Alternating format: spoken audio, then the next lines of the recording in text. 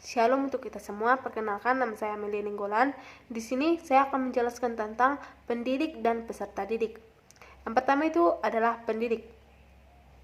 Ada 3 bagian yang harus kita ketahui dalam pendidik. Yang pertama itu pendidik dalam lingkungan keluarga. Dalam pendidik dalam lingkungan keluarga ini ada 5 hal yang harus kita ketahui. Yang pertama itu pendidikan dalam lingkungan keluarga adalah individu atau sekelompok individu yang berkedudukan sebagai orang tua atau saudara dari peserta didik, khususnya ayah dan ibu. Maksudnya itu adalah pendidik dalam lingkungan keluarga itu adalah ayah dan ibu yang mendidik kita, anak-anaknya. Yang kedua itu syarat yang harus oleh pendidik dan keluarga adalah dewasa dan berwibawa. Artinya itu dewasa dalam hal berbicara, berpakaian, berjalan, dan berwibawa atau berperilaku yang baik. Yang ketiga itu pendidik dalam keluarga melakukan tugasnya karena tanggung jawab moral. Artinya ini maksudnya sebagai pendidik melakukan tugasnya karena tanggung jawab moral atau bersikap, berperilaku, berkewajiban yang baik. Yang keempat itu proses pendidikan dalam lingkungan keluarga bersifat informal, artinya berlangsung dalam suasana yang tidak terikat oleh materi, waktu, dan metode dan seterusnya. Artinya itu artinya tidak dibatasi dengan waktu, tidak diwajibkan dengan harus adanya materi, harus ada pengelolaan, tidak ada harus yang dikatakan diwajibkan. Yang kelima itu ada materi pendidikan dalam keluarga adalah yang pertama ada pendidikan budi pekerti. Maksudnya pendidikan budi pekerti ini merupakan upaya untuk membekali peserta didik melalui bimbingan yang berisi nilai-nilai agama atau norma-norma dan adat istiadat. Yang kedua itu ada pendidikan sosial, artinya merupakan suatu proses yang diusahakan dalam masyarakat untuk mendidik, membina di lingkungan sosial. Yang ketiga ada pendidikan keterampilan, yang merupakan bimbingan kepada anak agar memiliki kemampuan dalam hal membuat atau menciptakan sesuatu yang bermanfaat untuk memenuhi kebutuhan. B. Pendidikan pada lembaga informal. Pendidikan pada lembaga pendidikan formal. Ada 2 bagian, yaitu pendidikan pada lembaga formal yaitu guru, dosen, dan konselor merupakan pendidikan karena profesi. Dengan demikian tidak setiap orang dapat menjadi pendidik pada lembaga ini. Maksudnya tidak semua orang bisa menjadi pendidik, karena yang bisa menjadi pendidik itu adalah guru, dosen, konselor, karena mereka itu memiliki profesi dalam lembaga pendidikan formal. Yang kedua itu ada seperangkat persyaratan yang harus dipenuhi untuk menjadi pendidik pada lembaga pendidikan formal, yaitu kualifikasi akademik, kompetensi, dan sertifikasi. Artinya itu merupakan kualifikasi akademik tingkat pendidikan minimal yang harus dipenuhi oleh seorang pendidik yang dibuktikan dengan ijazah atau sertifikat dan keahlian. Kita lanjut pada profesionalisme pendidik pada lembaga pendidikan formal. Yang pertama atau A, kualifikasi akademik. Pendidikan pada lembaga pendidikan anak usia dini sampai dengan SMA wajib memiliki kualifikasi akademik minimal sarjana S1 atau program diploma 4 atau D4. Artinya itu di sini jika ada seseorang yang ingin mengajarkan PK PAUD atau SMA, pendidik pada lembaga pendidikan PK PAUD dan SMA ini harus memiliki kualifikasi akademik minimal S1 atau diploma D4. Yang kedua itu ada pendidikan pada program sarjana harus memiliki kualifikasi akademik minimal magister S2. Pendidikan yang ingin menjadi seorang dosen itu juga harus memiliki kualifikasi akademik minimal magister S2. Dan yang ketiga, pendidik pada program magister harus memiliki kualifikasi akademik doktor D3. Dan di sini dijelaskan pendidik magister yang ingin menjadi seorang doktor harus memiliki kualifikasi akademik minimal S3. Kita lanjut pada kompetensi pedagogik. Yang pertama ada memahami karakteristik peserta didik dari aspek fisik, sosial, moral, kultural, emosional, dan intelektual. Yang kedua itu memahami latar belakang keluarga dan masyarakat peserta didik dan kebutuhan belajar dalam konteks binekaan budaya. Artinya kita harus lebih mengenal peserta didik kita, bagaimana latar belakang keluarganya, bagaimana kehidupannya, kebutuhannya dalam belajar. Yang ketiga, memahami gaya dan kesulitan belajar peserta didik. Nah, di sini kita harus memahami bagaimana di mana kesulitan peserta didik dalam belajar. Apakah dia betah dalam belajar yang belajar dalam hal bahasa contohnya, atau belajar dalam berhitung. Dan kita sebagai pendidik harus memahami kesulitan-kesulitan dalam peserta didik kita. Yang keempat itu memfasilitasi pengembangan potensi didik.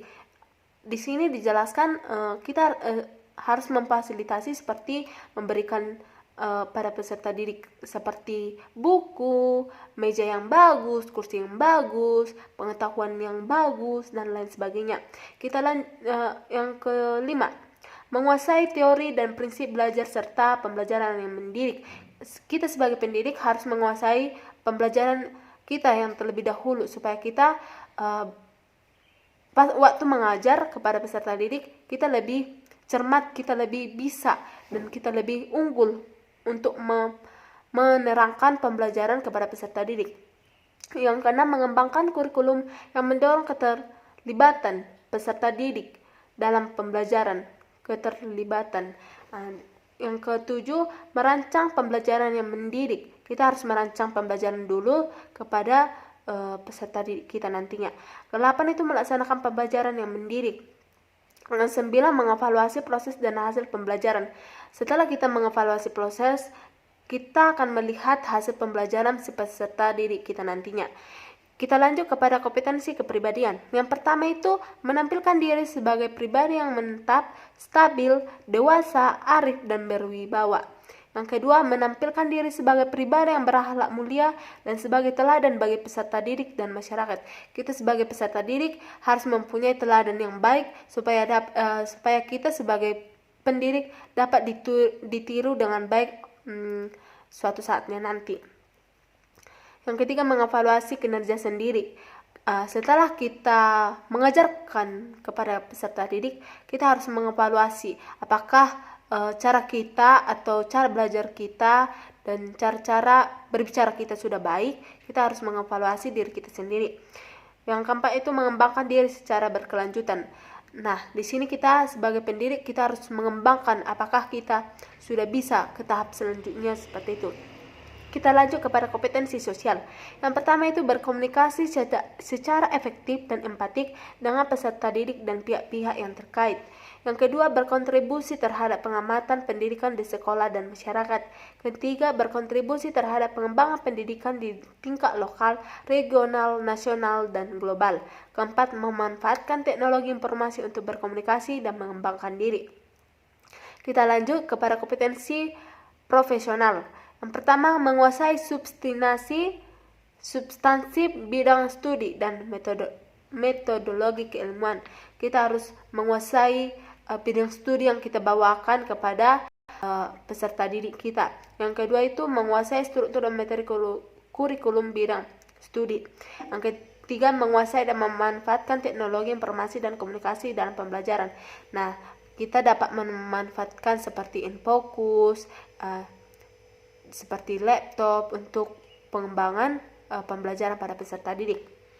Yang keempat, mengorganisasi materi kurikulum bidang studi. Yang kelima, meningkatkan kualitas pembelajaran melalui penelitian tingkatan kelas. Nah, di sini kita bisa mengajak peserta didik kita dalam meningkatkan kualitas pembelajaran melalui penelitian. Kita menyuruh peserta didik kita untuk meneliti tindakan di kelas nanti.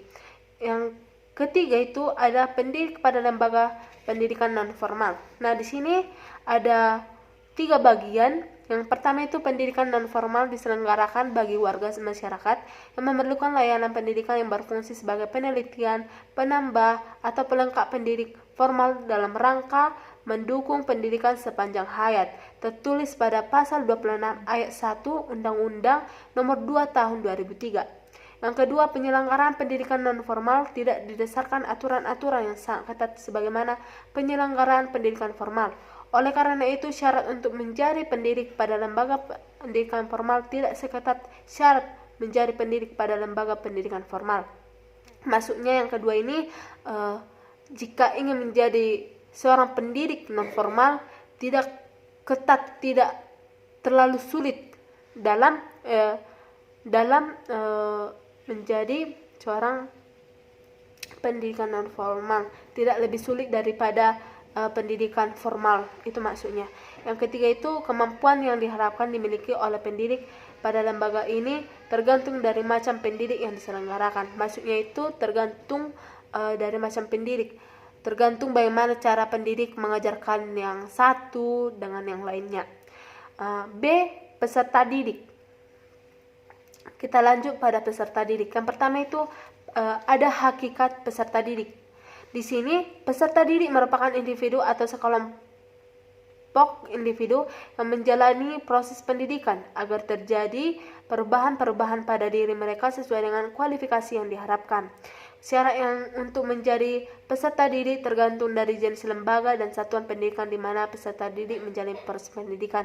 Di sini syaratnya itu mudah, yaitu bagaimana si peserta didik bisa menjalani atau bisa berinteraksi dengan proses pendidikan tersebut. Yang kedua itu ada karakteristik peserta didik.